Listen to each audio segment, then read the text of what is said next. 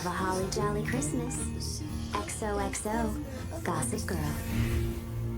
Hi guys, it's Lauren Daisy. Welcome back to my channel and welcome to a video that I'm very excited about, but also I know it's going to get me riled up because this show and the plot holes, they always get me riled up, but it's fine. We're going to try and answer some Pretty Little Liars plot holes today. All of them. Well, as many as I could find. I have about 60 plot holes, probably more actually, because I think there's multiple in some, so maybe like 60, 65 plot holes that I'm going to try and answer for you today, because this show is so ridiculous, so convoluted, so complicated, and at points they didn't do the best job of actually explaining it in the show. Sometimes Marlene would say about it in an interview, sometimes someone would tweet an answer to something, or sometimes things just aren't very clear. So what I did was, I asked you guys on Reddit for your Pretty Little Liars plot holes, unanswered questions, everything like that. So I've taken some of those. I also just Googled some other Reddit threads to see what people wanted to know.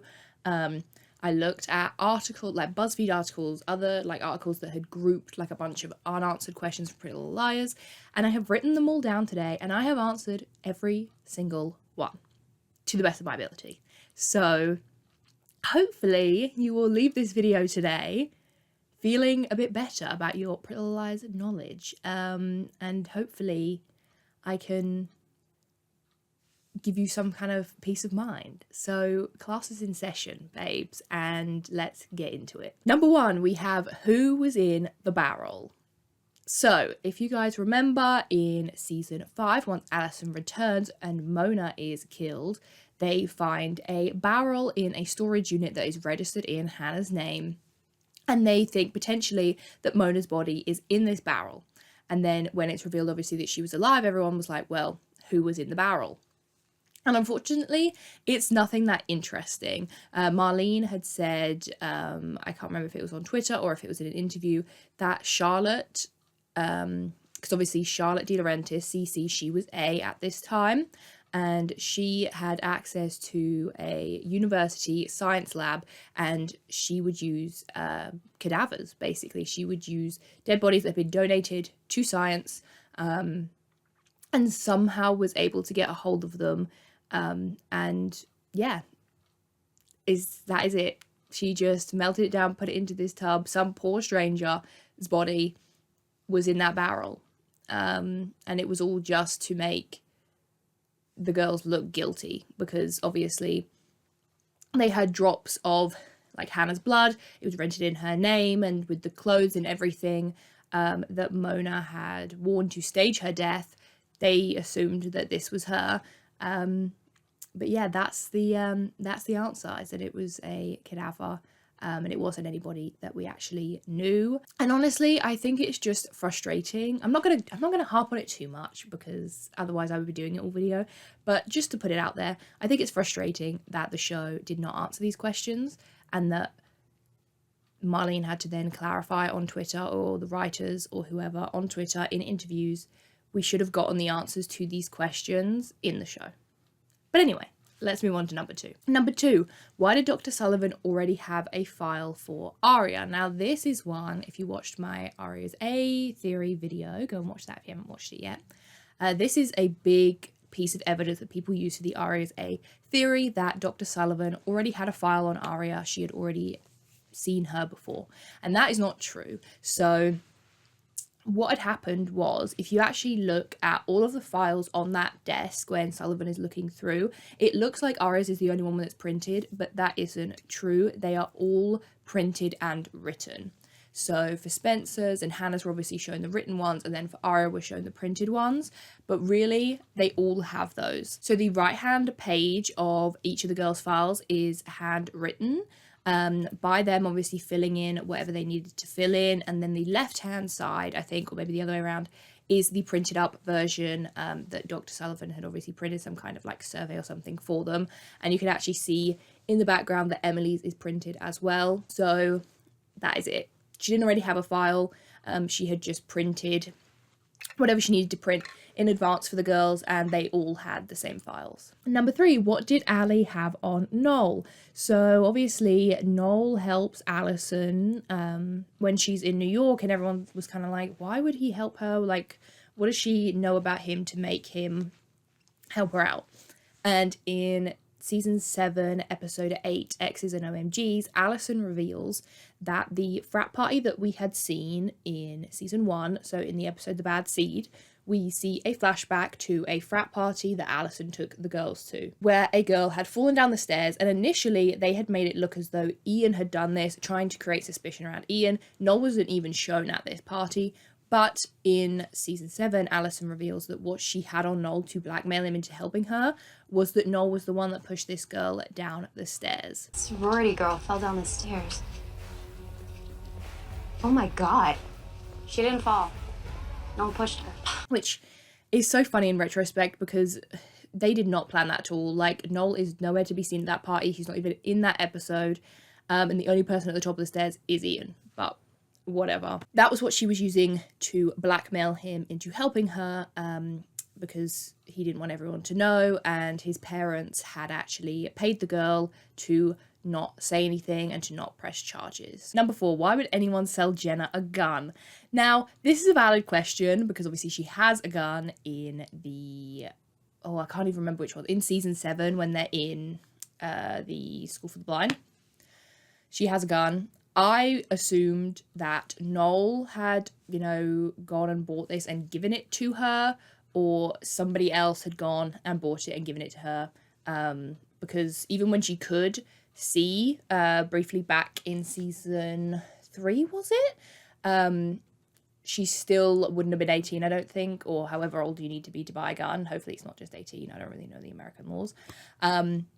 But yeah, I assumed that somebody bought it for her, probably Noel. Number 5, who was Beach Hottie? So Beach Hottie was Darren Wilden, everyone's just worst predator police officer in Rosewood.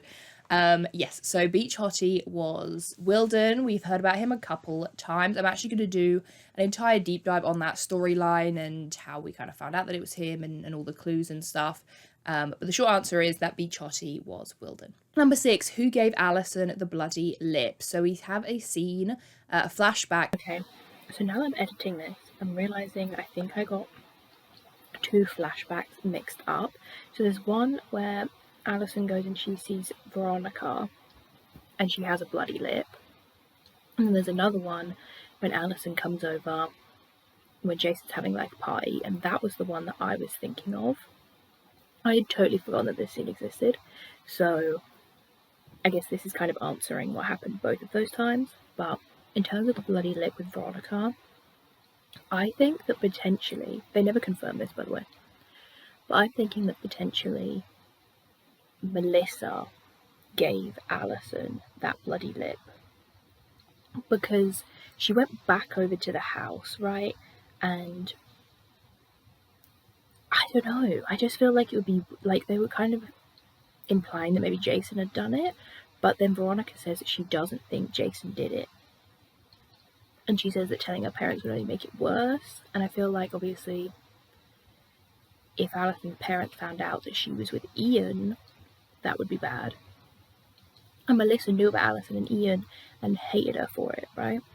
So maybe she went over to see Ian and Melissa was there, and then her and Melissa started fighting and she gave her the bloody lip because she and Veronica hug, right?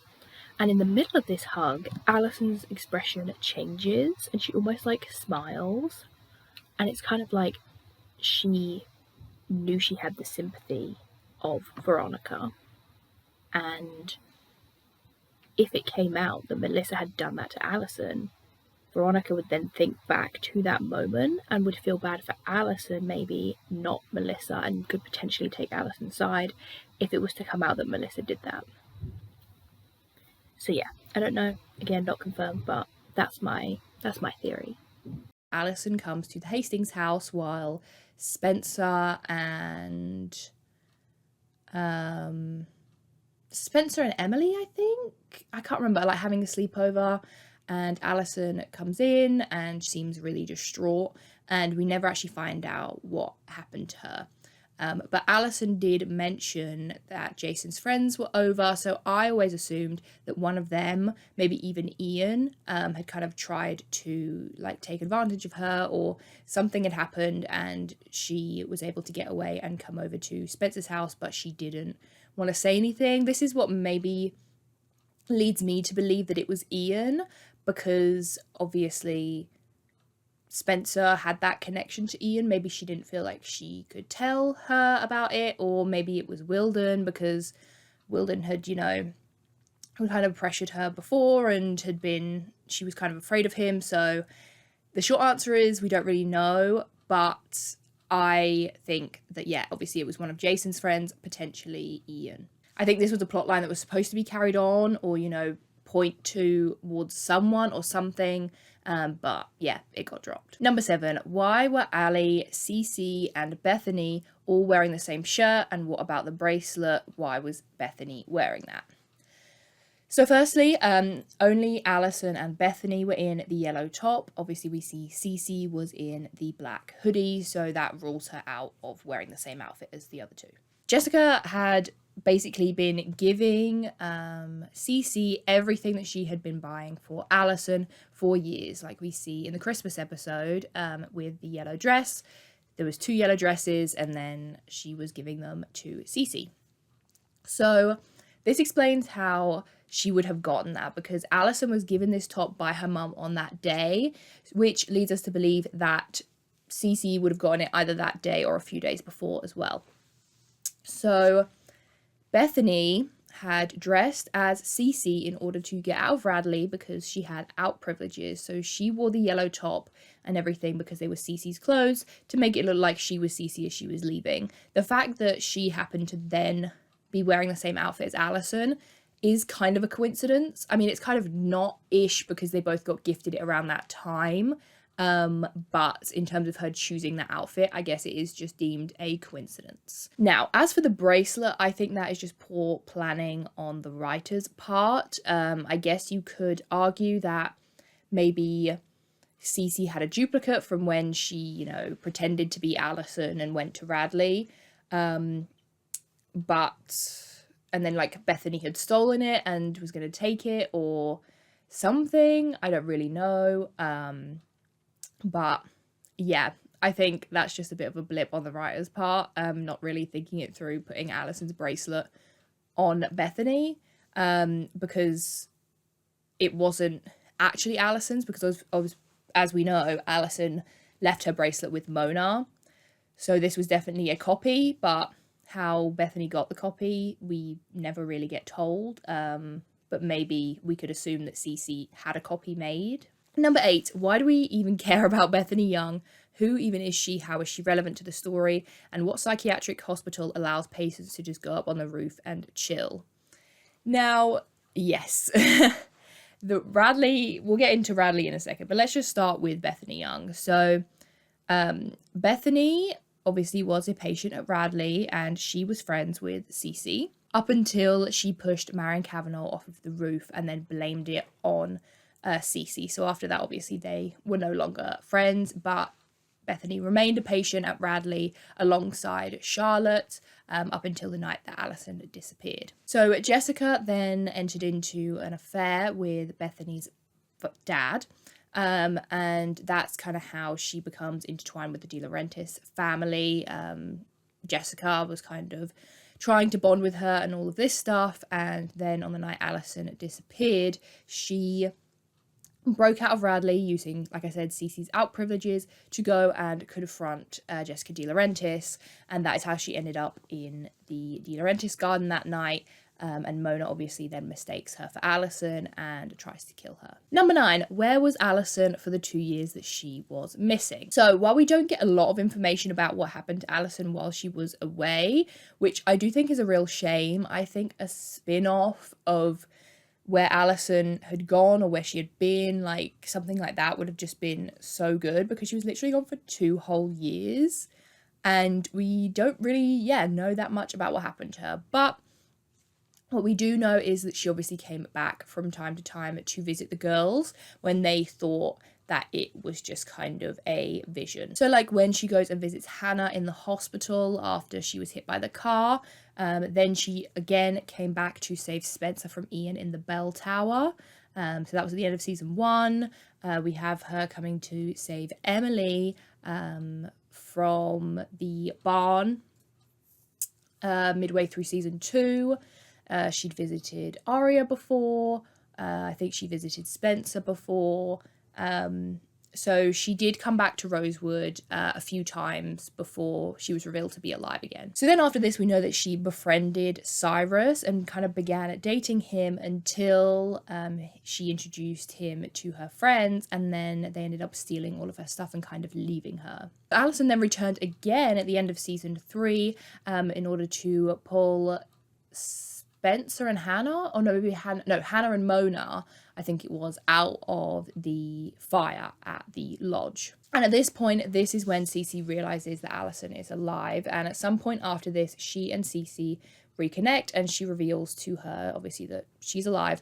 And they are kind of like, she's kind of helping her again. Then after this, she spends some time in Ravenswood, where she discovers Ezra's lair, that she then leads the girls to in Now You See Me, Now You Don't, I think the episode's called. And then obviously she attends the Ravenswood like Halloween grave party thing, whatever that is, and the girls follow her, and they follow her to Spencer's yard when she turns around and she does the iconic "Did you miss me?" So after the iconic "Did you miss me?" scene, she then disappears again until she agrees to meet Emily, and then obviously Spencer kind of ruins that and she flees again, and this time she's in New York, and she's staying wherever she's staying in that like apartment place, and obviously Noel's helping her and Cece's helping her, and then when the girls find her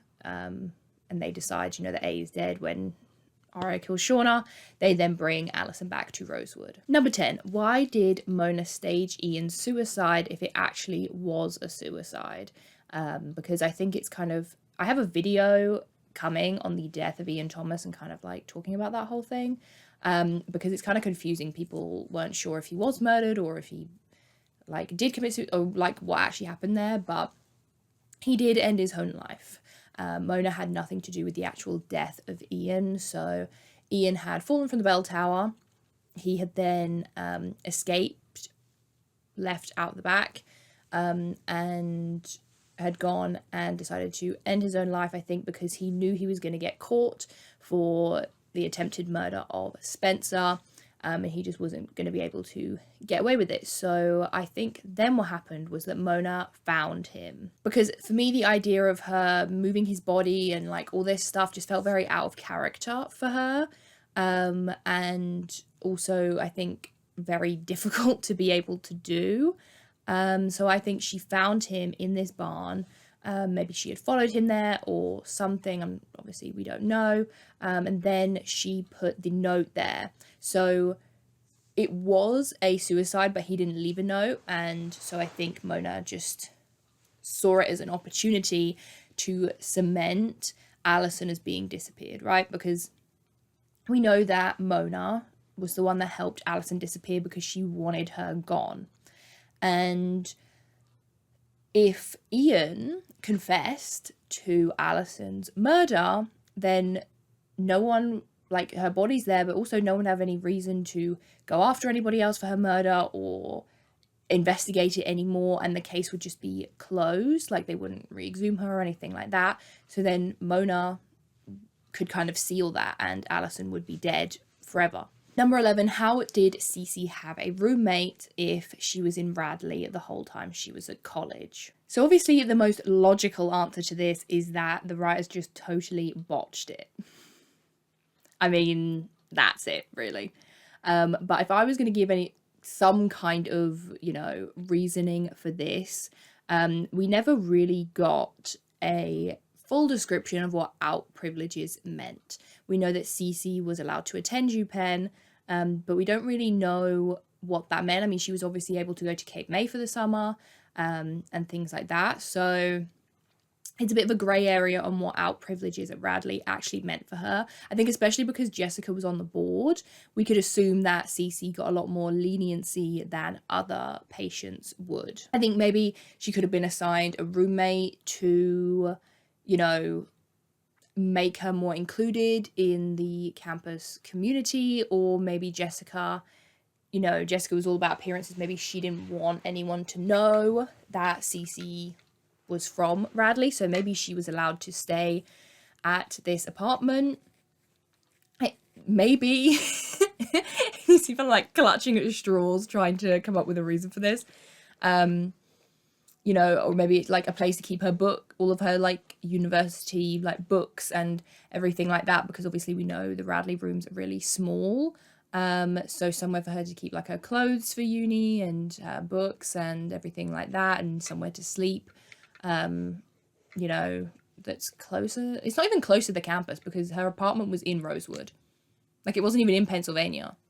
So that doesn't even make any sense either, but I'm trying, guys, I'm trying. And yeah, we also don't know a lot about the extent of her Radley treatment. I mean, you know, potentially once she turned 18 or like 21 or however old, it was more relaxed, because obviously she attended UPenn before the incident with Allison had happened and she had gone back into Radley. So maybe at that point, like, she was doing really well and things were just a bit more lax, and she only had to go in for therapy sessions or on specific days, or, you know, just like weekends. I have no idea. But that's my best shot at trying to explain how she could have possibly had a roommate, because it makes no sense. Number 12. Why did Cece need a visitor's pass to visit Mona, and why would Wren Kingston authorize a visitor's pass for Cece Drake? Now, again, this was never confirmed in the show, but my personal like theory reasoning for this is that Wren did this to help Charlotte. Wren never actually denies knowing that Cece Drake was Charlotte De Laurentiis. And, you know, considering she was a patient there still at the time that Mona was admitted, that's exactly when Wren was working there. So it's impossible for him to not have known that she was there.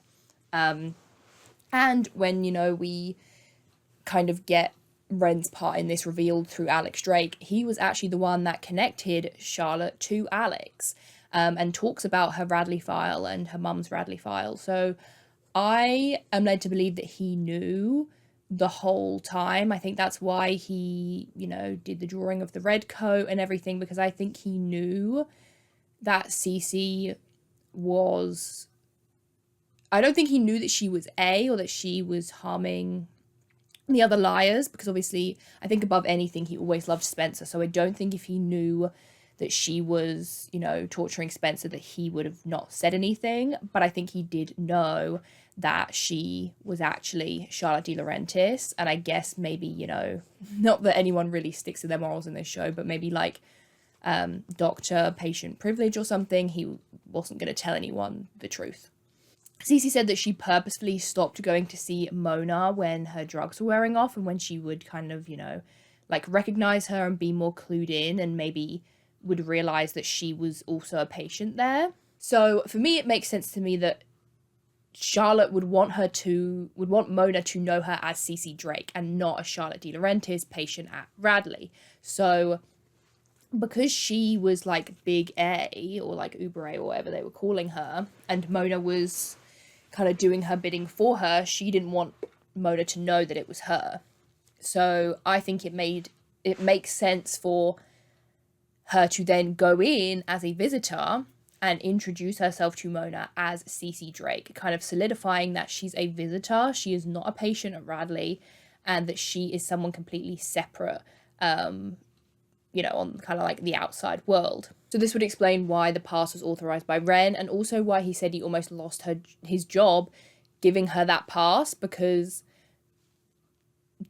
you wouldn't be allowed to give like a patient a visitor's pass, or just making a false pass in general, because her name, technically speaking, is Charlotte De Laurentiis. So creating a past for someone called CC Drake, who technically isn't real, would kind of be grounds for firing someone. That's why I assume he like almost lost his job.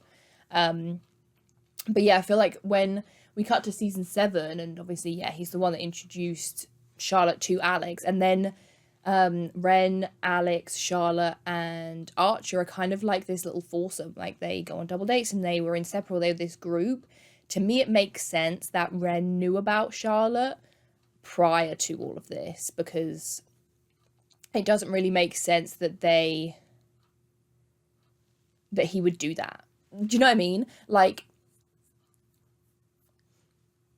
Cece meets Alex for the first time in season 5, right? Like when she's dressed as Vivian Darkbloom.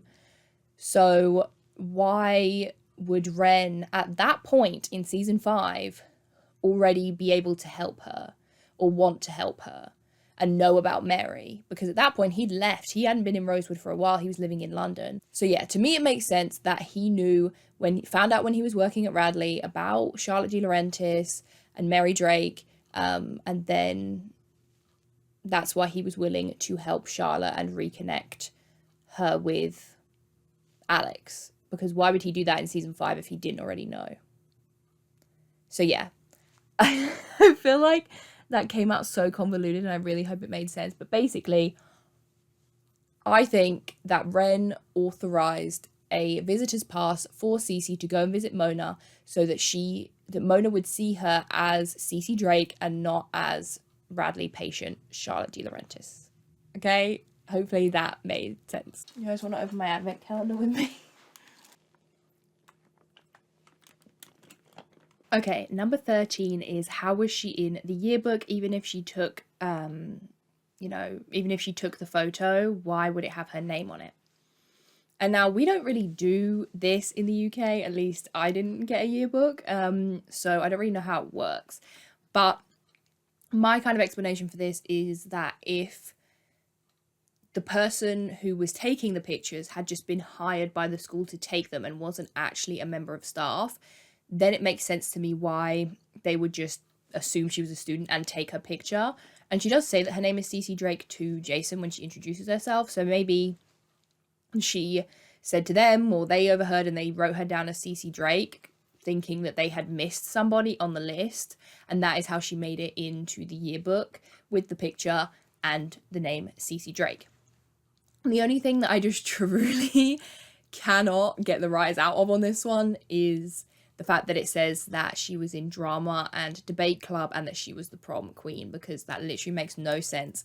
Why would they put that she was in a club that she wasn't in? Like, for me, it's one thing for her picture just to be in there with the name. Like, that's weird enough, because, you know, like I said, if it was someone that didn't work at the school, took her picture, took down her name, gave the list to whoever was doing it, and then why would someone assume there was a fake student? Like, they might just be like, oh, I don't recognize this person, and just put them in anyway. Like, they're not getting paid to make that yearbook, so I feel like they would just put her name and like photo in and move on.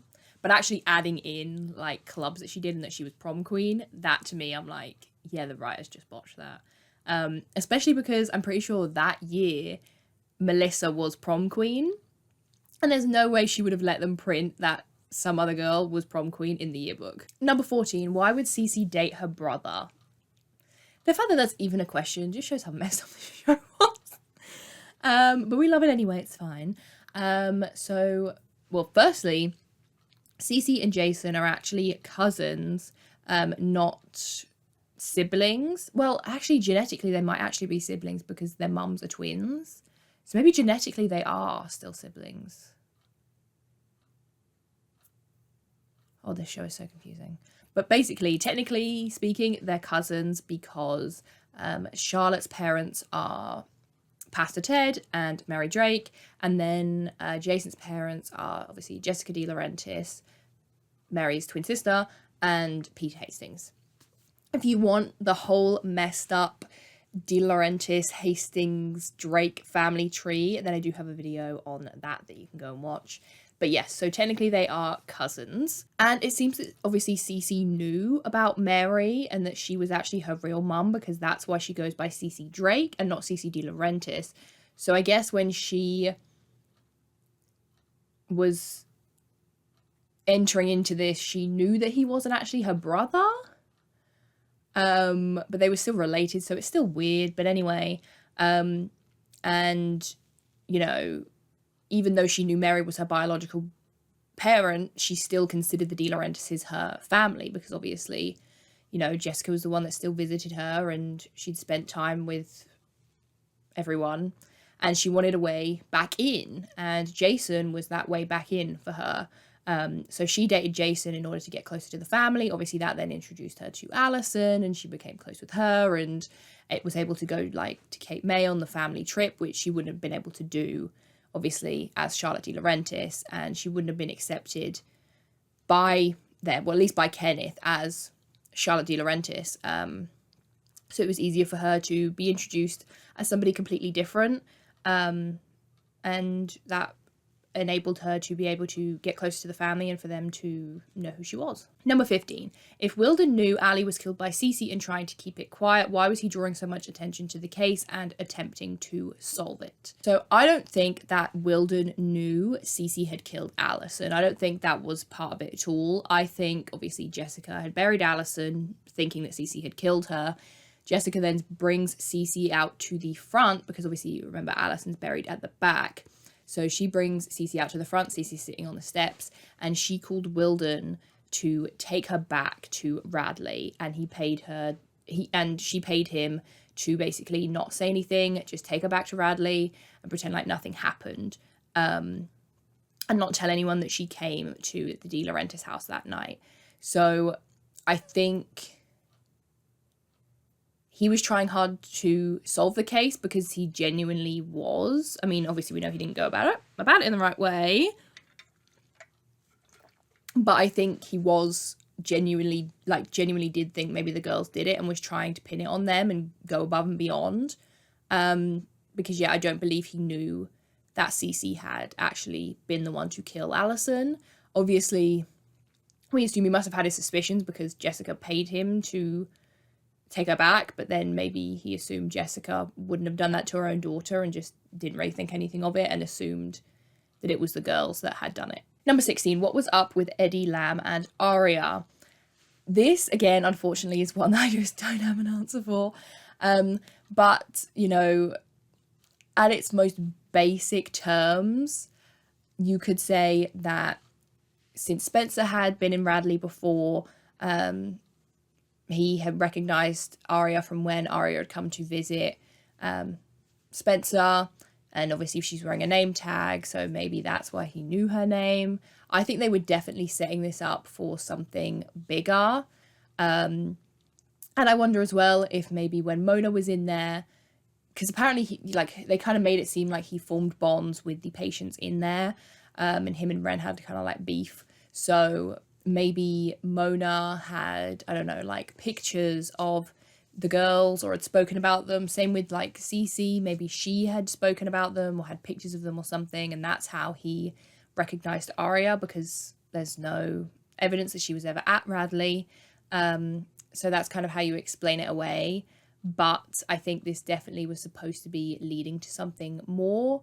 But yeah, it, again, never went anywhere. Number 17, who killed Allison's mum? So Allie's mum, Jessica De Laurentiis, was killed by her twin sister, Mary Drake. And she killed her using tablets that she knew would kill her because they had the same heart condition, I think it was. She used Peter Hastings' medication because Peter and Jessica, well, at least definitely Jessica, was planning on murdering Mary. So then Mary did the Uno reverse card and killed Jessica first in the same way that she had intended on killing Mary. And then she's buried by Charlotte. Number 18, what even happened the night that Allison disappeared?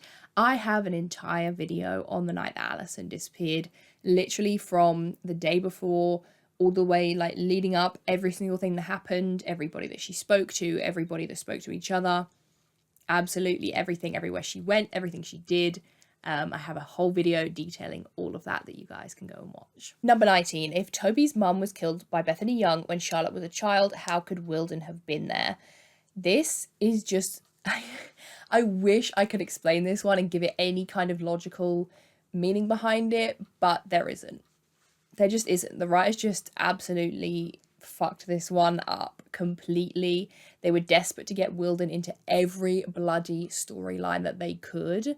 And it messed up the entire timeline, because in the flashbacks we know that obviously Alison and Toby were older. They were like teenagers. And in the Halloween episode, Toby actually mentions to Emily that it's been a year since his mum passed away. So that puts him like 13 when she died, I think. But then we're supposed to believe that they were actually like toddlers when she died, because, yeah, Charlotte was a kid and Wilden was there, which then makes Wilden so much older than we think he is. That puts him in like his 40s, and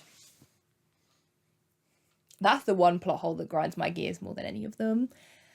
And the only one on this list that I really just have to hold my hands up and say, I can't explain that. Number 20, the timeline and like the family tree of the Hastings and De Laurentises is super confusing. It is, but I actually have a whole video, like I said, detailing the family tree between the De Laurentises, the Hastings, the Drakes, absolutely everybody, who's connected to who is related to who, and how they are related. So yeah, and I'm also working on a timeline video as well. That's just taking a lot of research and gathering, but I'm going to do a video on the PLL timeline as well. So yeah, but basically it is as messed up as it seems on the surface and even more complicated to try and explain. Number 21 is, why are there 3 red coats instead of 1? Who came up with red coat? Was it Ali or was it A? So the red coat actually originated from Alison, and this is from when she would dress up as Vivian Darkbloom and she would go into Brookhaven, and obviously the girls get sent the red coat, which is Alison's red coat. But then I think what happened was Cece and Mona saw Alison in this coat, or had found out about it or whatever like that, and then they started using it in A schemes and as part of the A team, because A was always kind of loosely meant to represent Alison. You know, they say A is for Alison, not amateur, and things like that, and they're always kind of led to believe, is this Alison or is it not, obviously until her body's found. And I think that's kind of carries on, and using red coat and making her look like Alison, and making, you know, the fact that Vivian did wear the red coat, I think was just, yeah, kind of a nod to the fact that A was kind of always loosely based around Alison, and Cece and Mona took that and used it. So technically Alison was the one that introduced red coat, but then she didn't actually use it for evil, like Cece and Mona did. 22. How could Jason give the girls Alison's bracelet that was on the body in season 1, when we later see in season 4 that Ali is wearing hers all night and takes it off in Mona's lair where she leaves it? So as I mentioned earlier, I assume Bethany had a copy of Alison's bracelet. So this is the one that Jason had obviously gotten from the body and given to the girls. Whereas the real one is the one that Mona had, and that obviously Alison had left, and then Mona leaves it in the woods for the girls to find. So they do actually end up with both. 23. So in season 3, episode 19, Jason remembers seeing Cece and Melissa talking while he's drunk. Obviously the night that Alison had disappeared, and he calls her Alison. Cece then later states in Game Over Charles, I think it is, that Jason did not see her. He must have seen Alison or Bethany, and Alison is like, I think she says it wasn't her, or she just doesn't really say anything. So what's the deal with that? Now, I think, again, obviously this was the writers maybe going somewhere with this storyline, and then they realized that, oh shit, this memory of Jason's kind of ruined Charlotte's whole story of what happened that night. So I think they just kind of hope we would all forget about it. But for me, a way to explain this is that Jason was remembering it wrong. And, you know, we saw at the start of season 3 that Emily had like false memories, right?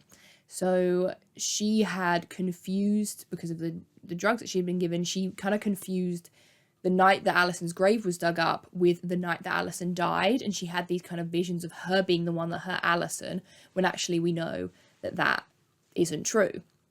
But she remembered it as if it was true. And I think this is also what happened with Jason. So since Jason was drinking and doing drugs that summer, and then also, you know, that alone paired with the trauma of thinking that he might have hurt Alison, because obviously Garrett and that left that note for him, you know, that all combined, I think, maybe distorted his view of that night. I think because Melissa had been walking around the house and she was on the porch, I think obviously he could have seen her.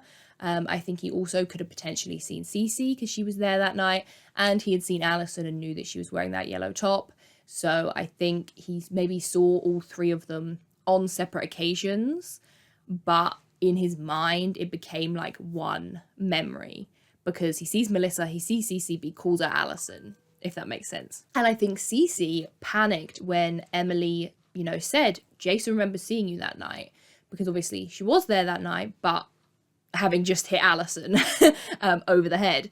So I think she panicked and, you know, made up the lie of going to see Alison about the videos and speak to Melissa and all this stuff, which she had kind of forgotten that she said to Emily to kind of cover her tracks, and that's why she denies it being her in season 6 and says she doesn't remember anything about that. But in reality, I think it's just a fuck up from the writers, but that's my explanation of it. So 24, why do we never see Bethany Young's face or parents? If she went missing and ended up dead at the same time as Alison, who was everywhere, and same for Sarah Harvey, why wasn't she publicized as well? Like, what was the deal there? So I have two theories as to why we don't see Bethany's face in Pretty Little Liars. The first one is it was, you know, just cheaper not to. Like, yeah, just having someone be almost like a body double for her, I think probably was just cheaper and easier than having to actually cast someone like for their likeness and to maybe have like speaking lines or anything. And that also it would have been a real hassle to try to find someone who looked exactly like Alison, because that's the reason that they even mistake Bethany for Alison, is because they say, you know, that she looks like her. So I think if they had actually given, because when you see, you know, Bethany running around as Alison the night that she disappeared, yeah, she's in the exact outfit, her hair looks the same, you could mistake that for Alison. But I think if we then actually saw her face, the audience would then be like, these two look nothing alike. Like, how could you ever confuse them for each other? So I think it was less hassle for the writers to just not give her a face. So yeah, those are my two theories. Either it was just like easier / cheaper for them to not hire anybody, or two, they just didn't think they would be able to get someone that resembled Alison that closely. So in terms of being publicized, Bethany seemed to piss off anyone and everyone. Like when she was at Radley, she had a roommate that I think she ended up on bad terms with. She had Leslie Stone, who she ended up on bad terms with. Obviously, Charlotte, she ended up on bad terms with. So, you know, this kind of explains why she didn't have any friends looking for her, because she didn't have anyone outside of Radley, and even inside of Radley, she kind of burned all of her bridges. Then we know her dad obviously had an affair with Jessica De Laurentiis, but we don't hear anything about her mum. You know, maybe when they heard that she'd escaped Radley the same night that Jessica's daughter went missing, they thought maybe she had done it, because she was going there to confront Jessica about ruining her family, and maybe they thought she would have done that and thought maybe she would have done something to her Alison. So if they didn't make a fuss and they didn't really say anything about the fact that she'd gone missing that same night, she wouldn't be a suspect. Or maybe they never even knew that she was missing from Radley until much later. If, you know, they didn't really visit her that much, they might not have known that she escaped Radley that night until way later, because Radley, obviously, as we know, isn't the most high security place. And if Charlotte was returned and, you know, they didn't say anything about it, and Bethany didn't come back and nobody was really asking after her, maybe they just didn't say anything. Though I do find it kind of bizarre that they never seemingly had any interest in finding her killer, because obviously we know her killers are Mona and Melissa. So yeah, they just kind of get away with that, which is so crazy.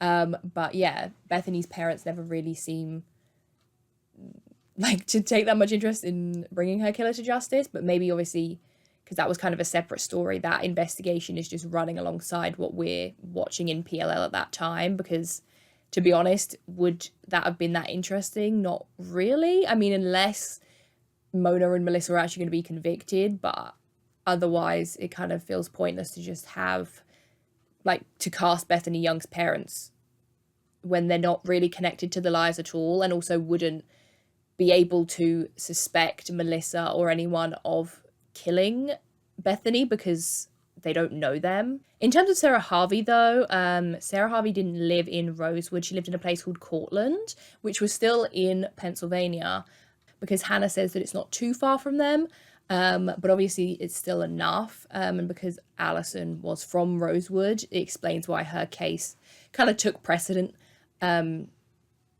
in Rosewood. That's why her posters were everywhere and everything like that, as opposed to like Sarah's. They would have been up obviously over in Cortland. Her parents also apparently said that they thought she ran away with a boy, and since Sarah also was kind of viewed like a mean girl like Allison was and not very nice, you know, maybe her parents were happy enough with that conclusion that their daughter had run away, and they didn't really care to look for her. And it's hard to know with Sarah if she was being truthful about anything she said, because obviously she was working with Charlotte. But if what she said was true about her parents, you know, when she was staying with Emily, she kind of said that her mum, I think her parents, or at least her mum, you know, didn't really want her to come back, didn't really care that she was back. You know, this could have been true, and then that makes sense why they weren't really trying to look for her when she disappeared anyway. We do see Sarah's friends who we meet in Who's in the Box. Claire, is it like Claire, Tina and Avery or something? I can't remember. But we meet them, and they actually created a memorial page for Sarah. And in 2 years that she'd been missing at this point, at the same time as Allison, in 2 years, it only gotten 1,456 visitors that I noticed. So that's not a huge amount. And also, yeah, if she was a mean girl like Allison, then it's also not surprising that nobody was really campaigning to find her. So yeah, I think ultimately Allison's case took more precedence, probably because her family were wealthy and, you know, they had money, and the whole town kind of rallied around to figure out what happened to her. And if the people of like Cortland didn't have that same initiative with Sarah, and then obviously because Bethany was from Radley, no one was really looking for her, it kind of makes sense why their cases didn't get as big as Allison's. Because, I mean, Hannah was still able to find out that Sarah Harvey was missing just by Googling it. So there were articles and stuff about it, but yeah, just not on that same level, I guess. 25. What was the significance of this puzzle that the girls had to piece together by playing the board game? And to be honest, I don't think there is any significance to this. I think it's just supposed to be like a kind of creepy picture. But if I was going to try and, you know, put some kind of ridiculous backstory to it, I would say that maybe it's like Alex Drake as a kid, because obviously this was coming up to the reveal of AD, or maybe Charles, you know, and the cobwebs around like the eyes and around the face kind of like is to symbolize like Radley, like those kind of like dark gloomy colors, and the cobwebs to kind of like, yeah, show Radley, or maybe like a kid that was kind of like, you know, like left like left on the shelf, like abandoned to collect dust or something. That would be my backstory for that picture if I was writing this show. But otherwise, I don't think they ever said that it had any significance, and I don't recognize it from anything else in the show. 26. Why wasn't Ian surprised when he saw Allison in the bell tower?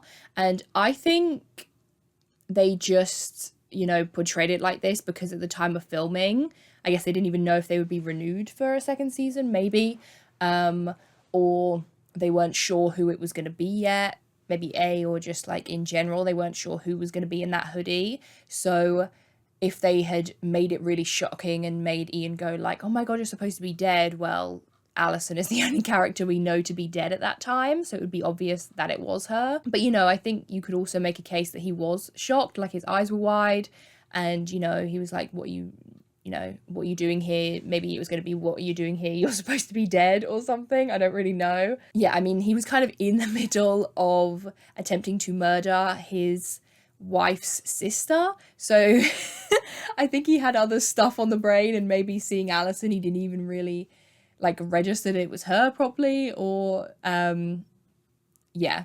And also I think maybe with how like scheming and manipulative he knew her to be, that maybe her faking her death didn't surprise Ian at all. Maybe he was like, you know what, that seems about right. My back was hurting so bad. Okay, change of scenery, but it's okay. Hopefully this isn't too distracting for you, the warm glow of the tree on my face. Number 27, what was up with the Queen of Hearts? Marlene said it was Melissa and Wilden, and Melissa said that Wilden was being blackmailed, but by who and for what? So while the Queen of Hearts itself was actually part of the A scheme, Wilden took it upon himself to further his own agendas while wearing the Queen of Hearts costume. So Melissa admitted that she was the other Queen of Hearts, and like Cece obviously that was her reign of terror, and Mona was part of it, and it was all kind of, they're all kind of in cahoots on the Halloween train, right? Because obviously A is always after the liars. But Wilden then had found out that Garrett knew that he was a dodgy cop, basically, and was going to tell. So Wilden decided to kill Garrett while he was dressed as the Queen of Hearts.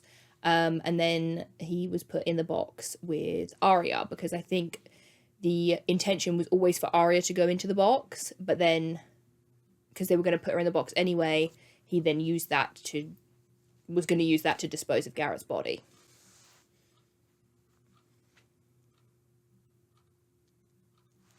And yeah, Melissa, like I said, Melissa admitted that she was the other Queen of Hearts, but she wasn't involved in killing Garrett or anything like that, and Wilden was the one that attacked Spencer, not Melissa. 28. Which of the Queen of Hearts drugged Arya and put her in the box, and why? And who did she stab with the screwdriver? So it was never actually confirmed who was the one, Wilden or Melissa, that drugged Arya, but they were given that powder by Mona earlier in the episode. And I think it's easy to believe that this was Wilden, you know, because he was doing all the dodgy stuff. But I think there's actually a case for it to have been Melissa that drugged Arya. Because for me, the only person that she ever wanted to protect was Spencer, and also a little bit herself. So I think if it came down to it, she probably would have sacrificed another one of the liars in order to protect Spencer. So it wouldn't surprise me if she was the one that drugged Arya, because there's a lot of stuff going on with the Queen of Hearts. Like, they attacked Spencer, obviously they killed Wilden, drugged Arya, like all this stuff had happened, which is why it makes sense for there to be two of them. And Wilden can't have done absolutely everything that we saw, so Melissa must have done something, so I feel like she was probably the one that drugged Arya. But yeah, Melissa and Wilden are obviously the ones pushing the box, and when Arya stabs through the box with the screwdriver, it's the male voice that kind of like yelps out. So we can assume that Arya stabbed Wilden in this scene. 29. How did no one ever discover the existence of Mary Drake and Charlotte de Laurentiis after Alison was revealed to be alive? The only person that ever really knew the true story, like through and through, absolutely everything about Mary Drake and Charlotte, was Jessica.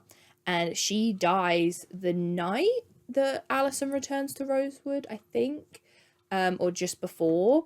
And so for a while, that secret kind of died with her because there was no one else to expose it for a little while. You know, while Kenneth did know about Charles, he thought they were dead. So he wasn't trying to expose any kind of story. Like, Kenneth had moved on with his life. And And Cece had kind of established herself as a member of the Rosewood town. You know, she was Cece Drake. She had worked in the shop and she was Allison's old friend and had dated Jason. Like, there was no reason for anyone to suspect that she wasn't who she was saying she was. And then, because Allison claimed to have been kidnapped by Cyrus, they had no reason to look into any other possibilities. So they didn't look any further into the night that Allison disappeared. So yeah, there was no reason for anyone to find any kind of connection to Mary Drake or to Cece Drake just because Allison was revealed to be alive. Number 30, everything about the lodge fire makes absolutely no sense. So I'm going to do an entire video on the lodge fire, like explaining everything in like a good amount of detail and going through the whole timeline of events of what happened. But I'll give you the gist, the summary right now. So the A-team set up a meeting place so that the Liars and Redcoat could meet, but it was obviously a trap. And the Liars had Spencer on the inside of the A-team and was using her to double-cross them, right? So, and like use that opportunity to expose who A was. Cece, being A at this time, suspected that Allison was alive, and she knew that Allison would only show up, you know, back from the dead if the girls were in serious danger.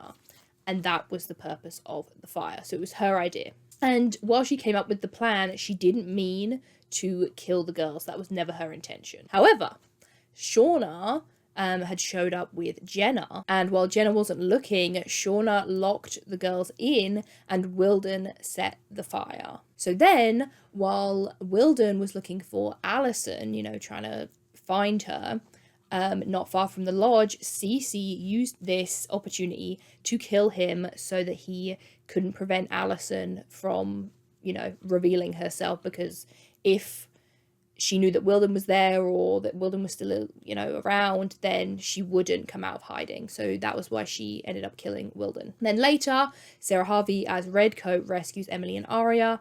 And then obviously, you know, Spencer, the whole plane thing and everything like that. I'll explain more of that in the in-depth video, but then Allison obviously does show up and she pulls Hannah and Mona out of the fire. And that's when they kind of think, I swear I saw Allison, like all this stuff.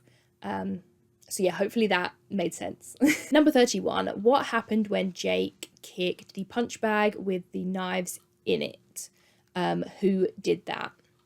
So I think in this show, they were kind of using it to make it look like Ezra did it and that he had put the knives in there out of jealousy over Jake and Aria's relationship.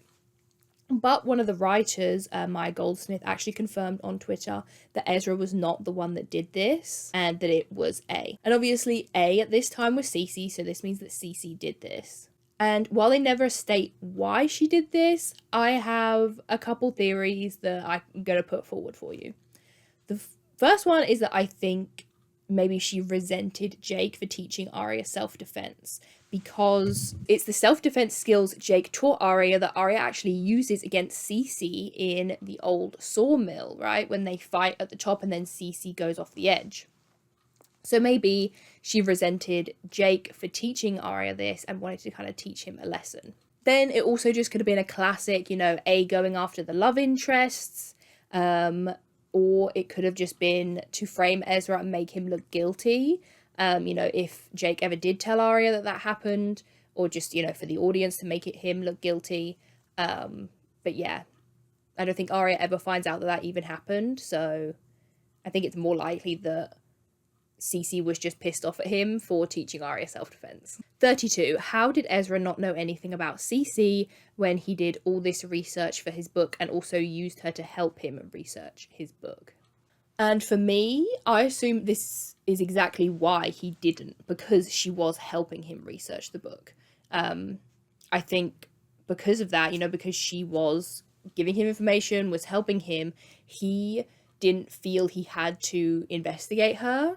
And he took the information that she was giving him as the truth. Especially considering her backstory was pretty solid. Like, he knew that she lived in Rosewood, knew the liars, had spoken to Arya about Cece before. Obviously, when he was with Alison, Alison would have spoken to him about Cece because they spent that whole summer together. So I don't think he would have had any reason to, again, suspect that she wasn't who she said she was. And to find any kind of, history on her, he would have had to have known the name Charles de Laurentiis or Charlotte de Laurentiis. And yeah, there's nowhere he could have gotten that from because all the records and everything was like sealed. So he could research Cece Drake, but he wasn't really going to find anything other than what she was willing to give him. 33. If Cece loved Alison and Jessica and was distraught by both deaths, why did she send Ali a video of Jessica being buried? Why did she brag about burying her and watching Jessica bury Alison? I think ultimately, no matter how much Cece loved Jessica or loved Alison, she loved the game more and was addicted to playing the game and furthering the game. And so when Jessica died, she was upset by it, but it also gave her the opportunity to use it for the game.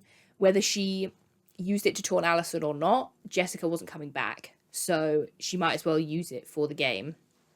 And so she makes that video, and she still does, get to bury her mum, her adoptive mum, in, and pay her respects to her, but still then use it for the game. So she almost got the best of both worlds in a way.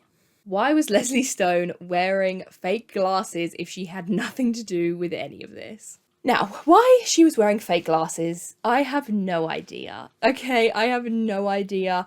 I think they just did this to show that she was lying about, who she was. And yeah, it's just very, very bizarre. I think what they needed was to have Mona have a friend that we didn't know that wasn't connected to the liars and therefore would be able to implicate them in Mona's murder, which then obviously once they are convicted for Mona's murder and they're going to jail, that's when they get taken to the dollhouse. So I think they needed someone to get on the stand and basically make the girls look bad. And that wasn't going to be anyone that we already knew. So I think that's why Leslie was introduced. 35. Why did Mona pick Alison up in her car that night if she was angry enough to try and kill her earlier on? This feels so cozy. Like, it feels like we're just... having a Christmas gals night and I'm just telling you about Pretty Little Liars. For me, I think when Alison was walking... Well, Alison, obviously it was Bethany. And... like Mona said, she just had every awful thing that Alison had ever said to her going through her mind. And she just, in that moment, just picked up the shovel and just hit her. And I think, yes, she just did it in a blind rage, but then most likely regretted it after that. And obviously she, fled. She was driving away in her car. So I think when she then saw Alison walking and realised that she hadn't died, she was like, oh my god, I got so lucky that she's still alive. I thought that I'd killed her, but I hadn't. So she probably had this big wave of relief. And then she also realized if she could help Alison in this moment, maybe Alison wouldn't suspect that it was Mona who hit her. Because Alison had survived, and if she'd been hit by behind, she wouldn't know that it was Mona. But she probably could have had a list of suspects. And if Mona helped her that night, maybe that would get Mona off of the list of suspects. But obviously, as we know, Mona had nothing to do with hitting Alison, and she had actually hit and potentially killed Bethany. So she thought she was off the hook, but she actually wasn't. 36. Why did Mona randomly realise in the finale that she killed Bethany instead of Ali? She picked up Alison on that night and helped her run away. Wouldn't she know the girl she killed wasn't Ali? And I don't think she did. I think Mona genuinely thought that she had hit Alison that night. And so when she saw her driving and realised Alison was alive, she thought she was in the clear. She thought she hadn't hurt anybody because she genuinely believed she hit Alison. Because what are the chances? Do you know what I mean? And I think when her body was discovered and they realised it wasn't Alison, I don't think Mona... Maybe she did think, oh, what if I'd done it? But I think she just always thought she'd hit Alison, and she always thought that she had saved Alison.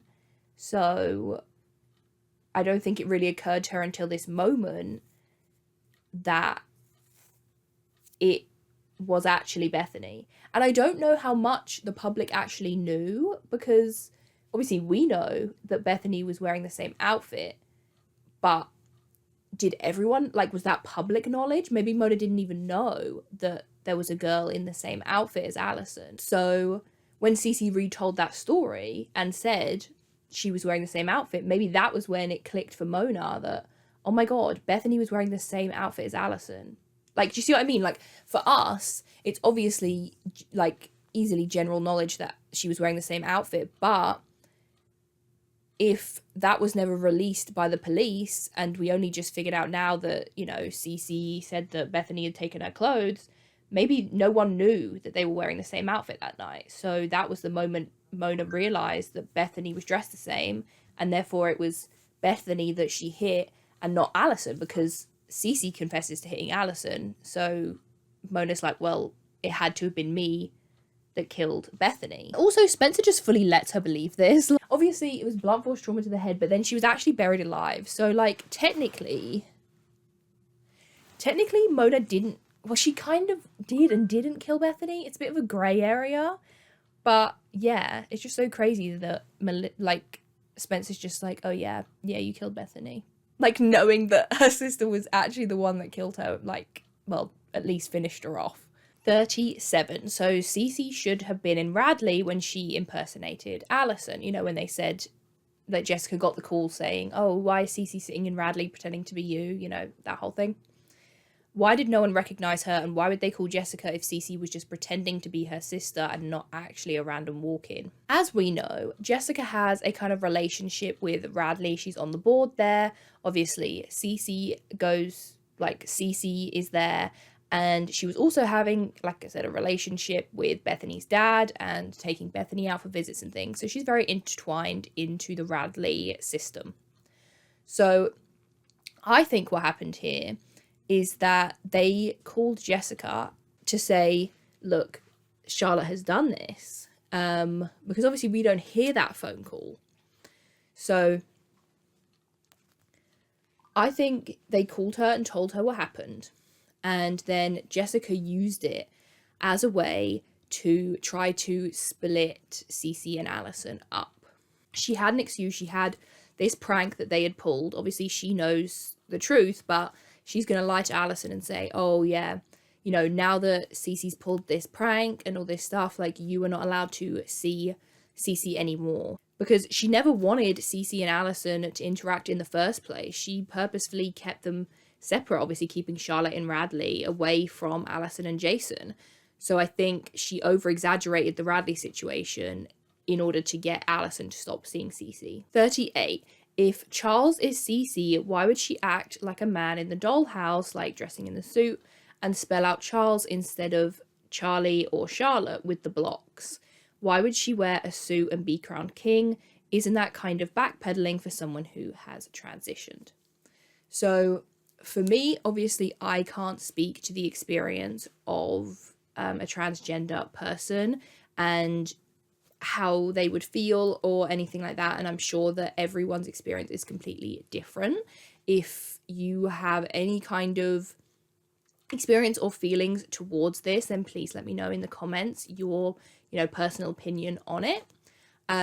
So yeah, for as far as, all that stuff, I did, kind of find it a bit interesting or like confusing that considering what Cece had gone through, like the struggle to become her true self and kind of overcome how Kenneth had treated her and, embracing being Cece, being Charlotte De Laurentiis and getting, kind of getting rid of Charles De Laurentiis, that then she would kind of bring Charles back and use the name Charles and dress, unless that was Noel, maybe that was Noel. I just realized that because Noel was helping in the dollhouse. Maybe Noel was the one that was stood there pretending to be Charles in prom, because we know there was 2 of them there that night. So maybe that wasn't Charlotte, maybe that was Noel. But yeah, I would love if I have any, you know, transgender viewers to kind of shed some light on that from your personal opinion. Like, did you think this storyline was mishandled, or do you have any kind of experience that you could lend to this? I think that would be really, really interesting and really cool to hear. So yeah, I really don't know why Cece would have done this. And yeah, maybe that was Noel stood there in the suit. Maybe he was kind of like a decoy for it. And had the liars not taken that picture and the flash and everything had gone off, maybe Cece would have revealed herself then as well. The only thing is, I guess, in terms of spelling out the name Charles, if the liars then went and, you know, asked around about Charles, Jason and Kenneth would remember the name Charles. If Jason was going to remember Cece at all from when they were kids, it would have been by the name Charles and not the name Charlotte. Again, with Kenneth, he would have remembered Charles. So yeah, if she wanted the liars to discover what she'd went through, or at least be able to talk to somebody about her, they would have to look under the name Charles, because that would be on all the documentation and in everyone's memory, rather than the name Charlotte. So in terms of the name, that kind of does make sense to me. But yeah, everything else, I'm not really sure. Number 39, why did Shauna even exist, and how was she on the A-team? So Shauna was a childhood friend of Allison's, and she had been friends with Allison since she was like 3 years old, and had actually grown up next door or on the same street as Allison's grandmother in North Carolina. I think where the confusion comes in is the fact that she wears the A hoodie. Like, she wears the black hoodie, but Shauna was never a part of the A-team.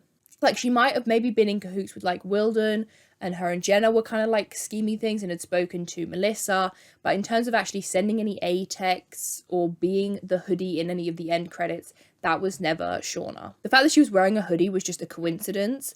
And Ezra, you know, might have thought she was A due to, yeah, her bad intentions, the fact that obviously she shot him.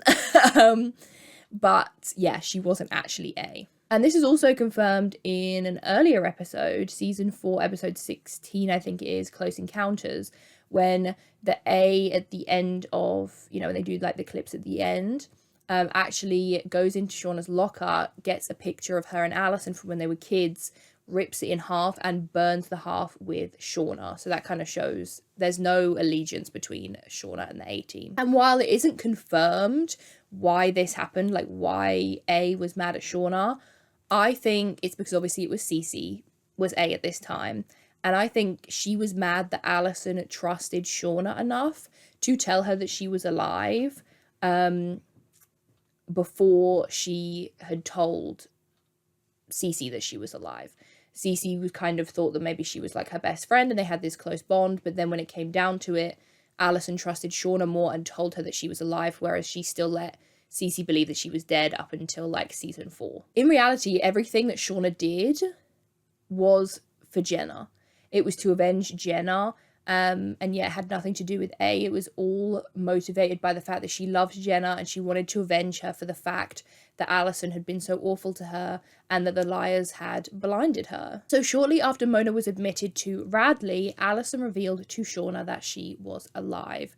So we're talking like early season 3. Allison then asked Shauna to go to Rosewood and, you know, kind of try and figure out who was A so that then she could come back. And she specifically said about Jenna, I think, to get close to Jenna to find out if she was A. But then after spending time with Jenna, Shauna actually fell in love with her and then became angry at Allison for the way that Allison had treated Jenna. Then, like I mentioned earlier, she tried to kill all of the liars and Allison as well, like assuming that Allison would have gone to try and save them by lighting that fire at the lodge. So she then showed up on the roof because obviously her and Allison had still been talking at this point, and she'd been able to get Emily to try and meet Allison, so she was still very much keeping Allison under the impression that she was trying to help her.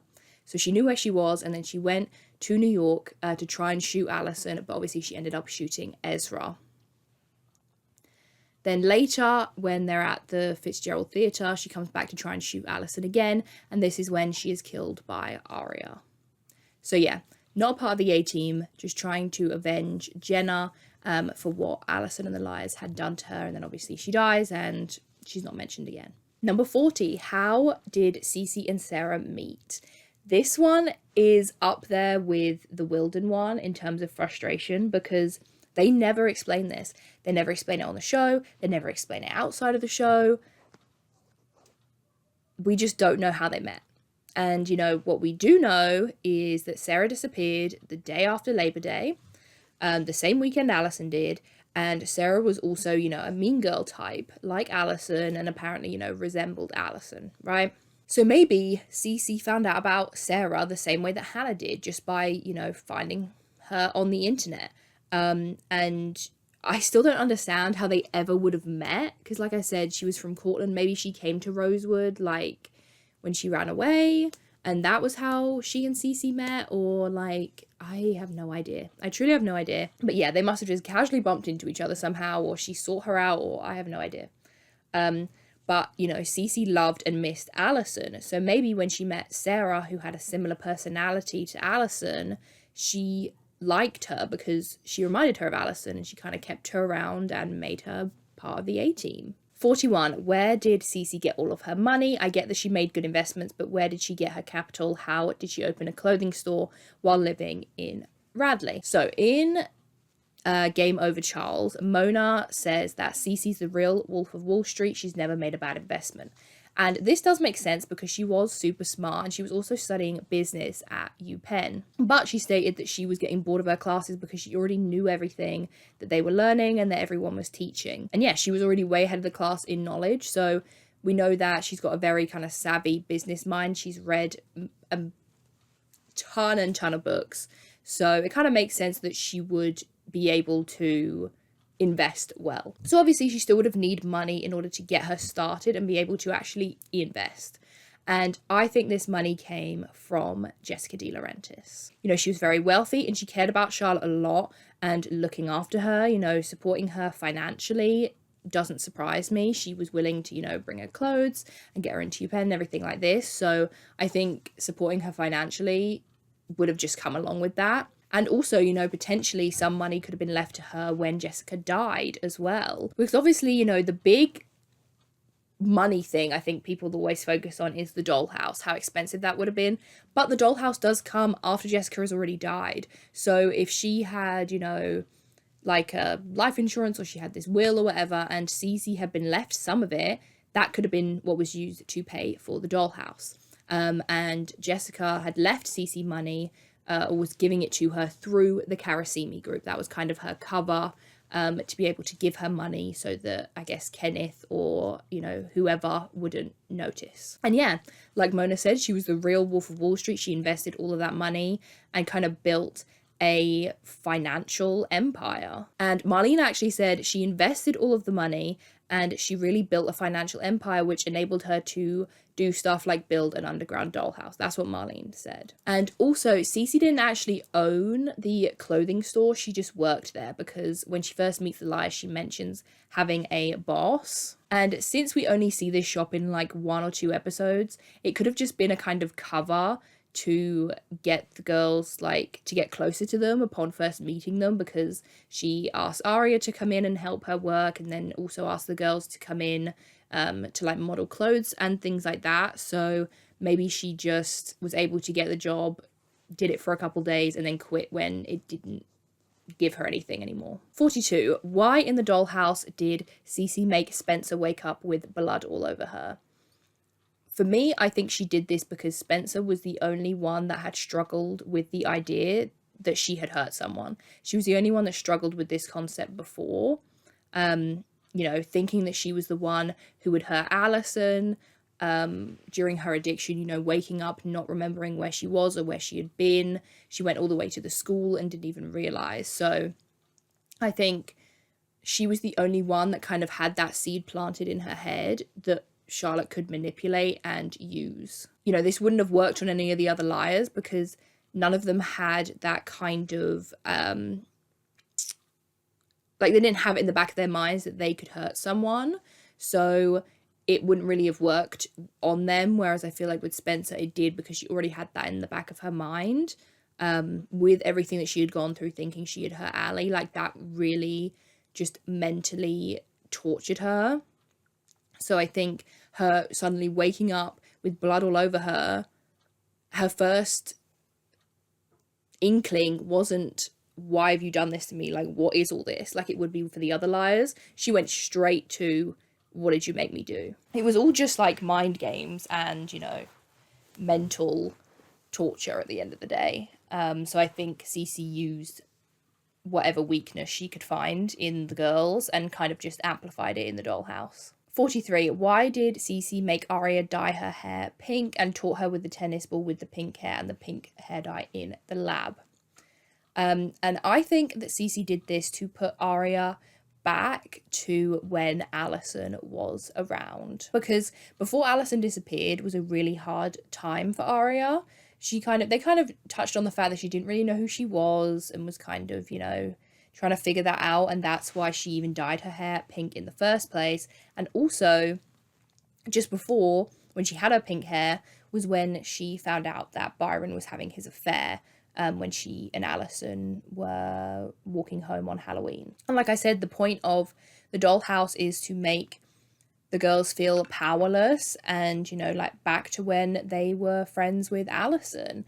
And we see this as well because when they all come out of their rooms, Emily is wearing her rosewood like shark swimming like tracksuit.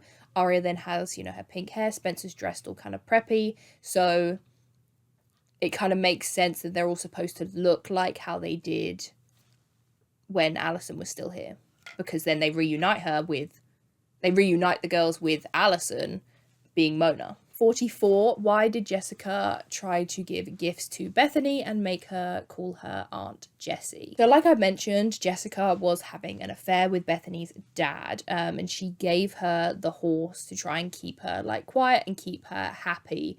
But then when she asked her to call her Aunt Jessie, I think that just pushed it too far. And that was when Bethany kind of lashed out at her. You know, I think by maybe asking her to call her Aunt Jessie and taking her on these trips, it was making the affair look less suspicious, like making it seem like Jessica and Bethany had this really good bond, which then gave an excuse as to why Bethany's dad would also be spending time with Jessica. And yeah, the horse was just to kind of keep her quiet. And then when she found out about the affair, obviously that did not work, and she still went to confront Jessica anyway. 45. Why did Bethany Young have these horrible pictures of Jessica that she had drawn in her sketchbook? And yeah, the short answer is Bethany hated Jessica for having an affair with her dad and ruining her family. 46. When the girls escaped, there are 2 masked hoodies in the dollhouse. Sarah was found in the bunker, so it couldn't have been her who was helping Cece, and that was Noel. Noel was revealed in the final season to have been the helper in the dollhouse. 47. Who was the girl that was pushed down the stairs at the frat party? And the answer is she wasn't anyone that we knew. She was never kind of intended to be a character or a callback. She was just a girl at this college party using the flashback to make Ian look guilty, and then also when it was then revealed to be Noel, Alison then used it to blackmail him. 48. Why did Eddie Lamb disappear after having tension with Ren? Eddie told Spencer that Ren wasn't at Radley for the right reasons. So I am going to do a deep dive into the Ren is A theory, like I did with my Arya is A theory, because there's actually quite a lot of evidence to suggest that he was the original AD and then they had to change it. So I do want to delve into that a bit more. So if that is true and he was supposed to be AD originally, obviously this Eddie Lamb thing could have tied into that. But since they had to change it, it kind of feels like it goes nowhere. So outside of that, my theory is that obviously Ren always loved Spencer. He just, throughout the series, just always loved her and kind of wanted to be with her over anyone else.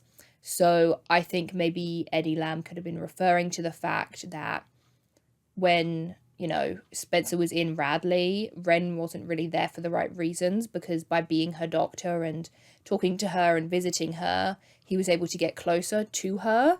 And that's kind of maybe what he meant by not in there for the right reasons. Or, like I mentioned earlier, that he did know about Cece and Mona and the game, and it was there for his own benefit rather than, you know, the patient's benefit. He was there to learn intel. He was there to see Spencer. He was there kind of to find out more about other things, and not actually there just for the well-being of the people at Radley. 49. Why did Garrett let Jenna believe that he had killed Allison? Why did Garrett and Jenna hide page 5 of the autopsy for Allison? Neither of them had anything to do with Bethany's death. Why did they set the girls up with the shovel? I understand Garrett, right? Okay, I get where that came from, because in Garrett's eyes, right, he wanted to impress Jenna.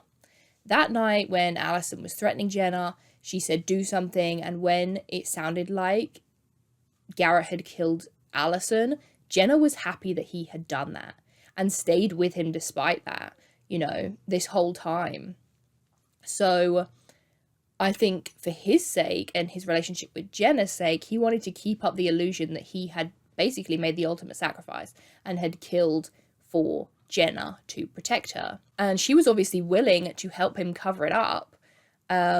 So he allowed her to do that, and then that kind of brought them closer in a way. Like, we know that after breaking up with Jenna, he was just distraught by it. I mean, we don't see it so much in the show, but there's a deleted scene that really shows it, and also like the Pretty Dirty Secrets webisodes. We see a bit more of that, but he was really distraught over losing Jenna. So we know he would have done anything for her. So that's why, to me, it does make sense that he would have had her believe that he killed Allison. And that was kind of, you know, staying with her, I guess, gave him that motive to keep the lie going for as long as it did. Now, why he would want to frame the liars, I'm not really sure, because obviously, ultimately, he didn't do it. But he really wanted Jenna to believe that he did in order for them to stay together. So she genuinely believed that he had done this, right? And ultimately, it would have been his word against hers if she ever did come forward and say, I know who killed Allison, it was Garrett.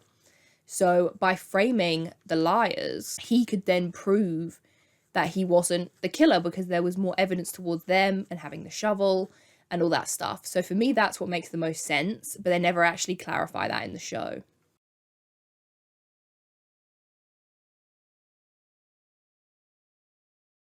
Number 50, why was Mrs. D in Spencer's room?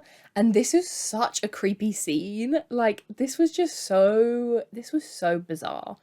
And they never actually revealed why she was even there. But we know that she was actually there, and it wasn't just like a hallucination, because no one actually sees her. Veronica doesn't see her, Spencer doesn't see her, so we know that that was legit. She was actually in Spencer's room. While they didn't say what happened, I think there's two possible answers here, so take your pick of whichever one you find more satisfying of an answer. Firstly, I think this actually could have been Mary Drake, dressed as Jessica, to come and check in on Spencer. Because we actually do know that she had done this before. Obviously, she looked enough like Jessica for Peter to think that she was Jessica all those years ago, but also we do know that she came back to try to visit Spencer and see her, which is what led Jessica to wanting to kill Mary in the first place. So that's the first answer, that this was actually Mary Drake and not Jessica De Laurentiis. The second answer that I have is that this actually was Jessica. Now, obviously, she thought that Cece was Allison's killer, right? We knew that. She thought that Cece had killed Allison and she had buried her. But just before this, Spencer had gone to Jessica and had basically admitted that she thought she had hurt Allison. And she's like, if you thought I hurt Allison, why didn't you say anything? Like, she has this whole crazy thing. So maybe this planted the idea in Jessica's head that if Spencer really thought she had done it, that could get Cece in the clear. So maybe she was in that room. I don't know why she would have been in there, but just to see Spencer and to just be like, well, maybe if she genuinely believes she could have done this, maybe I can like pin it on her and no one will ever know it was Cece or whatever. Or maybe because Spencer was really struggling during this time when she was in the room, maybe she just took some kind of like sick joy in seeing how much turmoil Spencer was in, overthinking this. You know, the daughter of the sister that she hated so much, maybe seeing Spencer so upset was kind of a way of getting back at Mary as well. I don't know. 51, why was Melissa involved in the lodge fire? So what happens was she is talking with Jenna and then Jenna says, you don't understand, they have the tapes and that can't. And then she gets cut off by Melissa who says, no, I do understand, but those bitches are going to be at the lodge at 9. Do you understand? So we know she was involved and she had been talking to Jenna and Shauna. And I think she did not want the tape of her in Alison's bedroom the night of her disappearance to ever come out. And we also don't know what else was on there. There could have been other incriminating stuff with Melissa on that drive that we never saw. But we do know that there was a video of her in Alison's room the night she disappeared. And she also wanted to know if she was still alive. So there's so many reasons, to be honest, why she would have been at the lodge fire. Because, yeah, one, she also wanted to know if Alison was alive. She had thought about it, and she was like, maybe she's going to be there that night. But then also, if she did not want those videos of her in Alison's room to come out, then maybe she thought, okay, if Alison goes to the lodge and she gets, like, caught in the fire and she dies, then those videos are never going to come out. Or, like, those bitches, I assume she means Aria, Hannah, and Emily, and not Spencer, because Spencer at this time was like on the A-team, right? So I guess she assumed that Spencer was safe and that the others would only be stuck in there. So yeah, weird one. Because yeah, if those videos of Melissa there that night did come out, maybe they would be able to link it back and realize that she was the one that buried Alison. So yeah, one of two. I feel like maybe it was the videos, but then also she wanted to maybe know if Alison was alive. 52, Toby and Alison / Marion age difference and time of death. Oh, this one gets me. This one gets me the most out of all of them, I think, because it is just so frustrating and it is just so stupid. And literally, if they had just made Wilden a different police officer, none of this weird timeline stuff would have happened. It all would have been fine. Like, why did they have to make Wilden there? Why did they have to make Charlotte a kid when Marion died? Because that just messes with the whole timeline. It messes with the whole timeline. But anyway. So Marlene tweeted, and this is the most ridiculous shit ever. Alison and Toby were not teenagers in the flashback. We decided the actor should play them because flashbacks are an interpretive memory. And this is in reference to the flashback scene when Alison met Toby's mum. So Marlene is trying to pass off that they are much, much younger in this scene than they look, which is so weird because she literally like is about to kiss Toby, and Marlene's trying to imply that what, they were like 3 years old in this scene or something, like 5 years old. Like, absolutely not. There's just like, what are you talking about? But like I mentioned previously, we know in the episode The First Secret, Toby mentions that his mum died a year ago. And this episode takes place on Halloween 2008. So that would mean that she died in 2007, which would not make them as young as Marlene is making them out to be. Alison should have been 13, 14, when that flashback happened and when Marion died, and Cece would have been about 21 years old. Or like, yeah, I think about 21 years old or 20 years old, something like that, maybe a little bit younger, but absolutely not as young as they made her in the scene where Bethany pushes Marion. So this is one that I actually just cannot explain away. It's just pure fuck up on on the writer's part, and it's so frustrating. Okay guys, it's getting dark, but we're almost there. 53. Aria, Hannah and Lucas were all up in Radley. Would they not have seen and recognised Cece? What about when Spencer was admitted? So, while I do agree that it seems highly unlikely none of them would have ever seen Cece, I guess it could technically, very technically, be possible since they were just visitors. because we're led to believe that Radley is a very large facility. I mean, when we see it from the outside, it's huge, and it gets, you know, renovated into a hospital. It gets renovated into a hotel with like hundreds of rooms. So we know that this place was pretty massive. And it also seems that Radley patients aren't very restricted in where they can go. Like, they can sit in their rooms, they can sit in the common area, they have like the art classes, you know, or they can stay in their rooms, and their rooms only have these like little windows on the doors. So I suppose unless someone was actually looking for Cece and trying to find her in Radley, they might not have seen her, because when Hannah goes to visit Mona, she literally just goes to Mona's room. So if Cece was on a different floor in her room, she wouldn't have seen her. Or like when Spencer, I think by the time Spencer goes into Radley, Cece's already out. I'm not entirely sure. Or like, yeah, when Ari does the art class, if Cece doesn't do the art class and she stays in her room, then that kind of answers that as well. So I don't, and yeah, like I said, I also don't really know exactly which. Why was Lucas in Radley? I don't remember that. Anyway, yeah, if Cece was already out of Radley, say around the time when she arrived in Rosewood, right? Like when she first introduced herself to the Liars, then I guess it kind of makes sense that no one would have seen her when they went to like visit Spencer and stuff, because she would have already been out. Whereas, yeah, I don't really know. It's kind of confusing. But yeah, basically, I think there is a way she would have been able to avoid all of them. 54, Maya knew. One of the biggest unanswered questions of all time. And I think this is the one that probably plagues us all the most. And it had so much potential, so many ways it could go, you know, so many storylines. But alas, I think it was just another clue that went nowhere. If I had to apply reasoning to it, I would say that they were saying that Maya knew that Nate was after her. Because, as we know, you know, she'd mentioned having a stalker.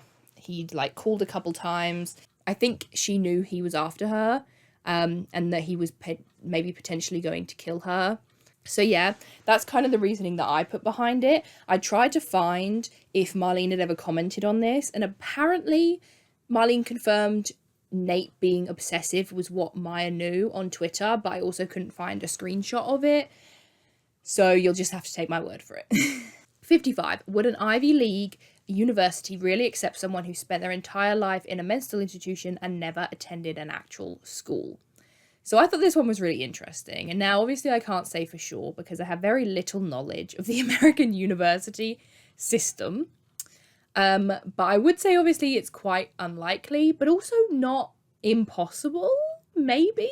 I don't know.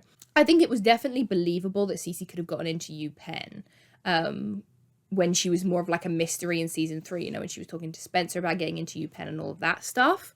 But after they revealed that she supposedly got in while at Radley, then I'm not so sure. You know, like I said, UPenn, University of Pennsylvania, is an elite school. It's an Ivy League school and their acceptance rate is a 5.9%. But with that being said, if Cece had taken the exams that she needed to take, maybe they would have let her in, because I Googled it and it says, I Googled if UPenn accepts homeschooled students, and it says UPenn welcomes applications from students who chart non-conventional, and that would be a very non-conventional, academic path, including those educated through homeschooling. Now, obviously, normal homeschooling is not spending most of your life at Radley. It's quite different to that.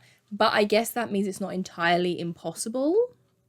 Like, if Jessica pulls all kinds of strings. Like, she's got money for everything. So I feel like if she applied for her, right, if she applied for Cece and put her down as being homeschooled, and Cece had actually passed the things she needed to pass, all the school exams, I don't really know how it works in America, like the SATs or the GEDs or whatever. If she had actually passed those and had filled in a good application and proved that she actually could perform well at that school, maybe they would have let her in. 56. What was all the stuff with Ali and Cyrus? Why did Ali randomly wear a brown wig to meet Cyrus and then give a scripted speech about how they met? So Alison had met Cyrus during the 2 years that she had gone missing, and they were like kind of presumed to be dating because they had held hands in that flashback. And we don't know exactly how they met, but he states that they had fun together, right? And I feel like you could interpret this in 2 ways. The first way is obviously that they were just hooking up, which, considering the fact that Alison has slept with Wilden, kind of, makes sense. The second way, though, that like had a lot of fun together could be interpreted, I think, is criminal activity. And I feel like, Alison didn't have a job. She had like the blackmail money, I think, from Byron that she took with her when she disappeared, but she didn't have a job or anything. And that wasn't going to last her that whole time. So I wonder if, in order to get things, her and Cyrus were stealing them. And then we see that she introduced him to her friends, but it turned out to be a setup and they stole all of her belongings. And Cyrus ended up stabbing her in the leg, which left her with the scar that we see, which, burned that bridge. And then after returning to Rosewood, we see that she had found him as good as dead, and offered him a plane ticket if he came forward as her kidnapper. So he did, because she was like, I could have just left you. So this way he is able to kind of restart his life or whatever with this like plane ticket. But Alison is also able to give her lie a good foundation by Cyrus coming forward, and they both kind of win. So yeah, that's the deal with Cyrus. And also I think she wore the wig because she didn't want anyone to know she was meeting Cyrus. Like, if anyone saw a picture, why would she have met up with her kidnapper? So I think that's why she wore the wig, like, as a disguise, because she was meeting him in secret. 57. Why was there absolutely no point in Bethany and Alison wearing the same top? It was not explained at all. They just made it out to be a coincidence. Like I said, Jessica gifted Cece everything that she gave to Alison. So this is how the yellow top ended up in Radley, and how Bethany ended up in the yellow top and at the De Laurentiis house when she escaped. 58. When Cece was being questioned by police, did they not check to see if Cece Drake was a real name / person? Absolutely not. I mean, as we know, the Rosewood police, they're a shambles at the best of times. So, they're utter shite. So it doesn't surprise me that maybe they wouldn't have actually, checked. I mean, if they had, searched for her in the system, searched for her fingerprints, anything like that, they might not have found anything, because she went like basically from birth, had a few years, then went straight to Radley. And then Charles was like considered dead, right? So nothing would have come up for Cece Drake. And then with Jessica's kind of influence that she had in the police department and everything, it doesn't surprise me that they would have just questioned her at face value as Cece Drake. And also, it's kind of hard to know what her true name is, like her true name, legal name, because she goes by Drake, which was obviously her mother's name, so maybe that is her name. But then also De Laurentiis is, I assume, the adopted name, but did they change it legally? So yeah, it is possible that she actually legally changed her own name to Charlotte Drake. So then when they're interviewing her, looking at her passport, looking at her ID, it would say Charlotte Drake, so they don't really have a reason to question that that might not be her. 59.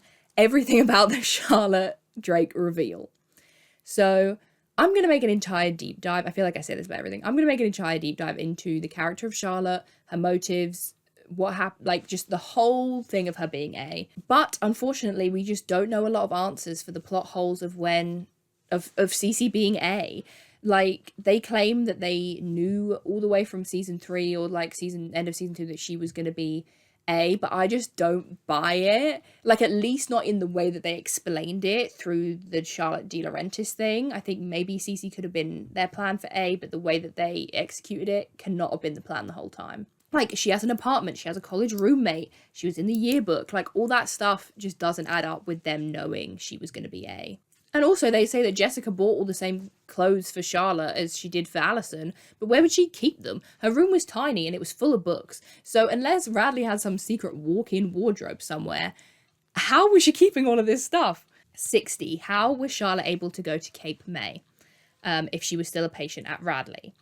And I think because Jessica was her legal guardian, and obviously they knew Jessica, she would have been able to call Radley, because Cece was using her out privileges, right? So if she had to go back that night, I assume maybe Jessica could have called Radley and said, look, I'm Jessica De Laurentiis, I'm her legal guardian, I am like taking her wherever, and that, you know, would have been fine. I'm taking her away for a week or however long to Cape May for the summer, and because she's on the board of Radley, and, you know, she's regularly abusing Radley's rules as it is, I don't think they would have minded that she was taking Charlotte for the week. You know, it's not hard to imagine they just let Jessica do whatever she wanted. So I think she probably just rang and was like, I'm on the board, I give this place a lot of money, I'm a legal guardian, I'm taking her for the summer. And they would have been like, say no more. And lastly, 61, did Caleb cheat on Hannah with Miranda? And you could argue that emotionally things went too far between Caleb and Miranda, but physically, no, he never actually cheated on her. They never kissed or anything or hooked up. But he did kind of become attached to her and start to have feelings for her while he was away in Ravenswood. And if you want to know all about Ravenswood, I have a 3-hour deep dive on the show, on every element of it in Pretty Little Liars, outside of Pretty Little Liars, Caleb, Miranda, Hannah, absolutely everything. I have a 3-hour deep dive on that you can go and watch now. It's up. I worked very hard on it. I'm very proud of it. So if you would like to go and watch it, that would be amazing. But that is it, guys. That is me attempting to answer every single plot hole in Pretty Little Liars. Hopefully I answered a good amount of questions for you today, but if you have more, please leave them down below. Like if you have any that I wasn't able to find or didn't mention, or that you're curious about, leave them down below, and I will either make a part 2 if there's quite a few, or I will just answer them in the comments. So yes, that is it for today's video. I hope you guys are enjoying my Christmassy videos, even though this wasn't a Christmassy one, but I'm standing next to a Christmas tree, so I feel like that counts. But yeah, I will see you guys in my next video. Bye. Merry Christmas, bitches.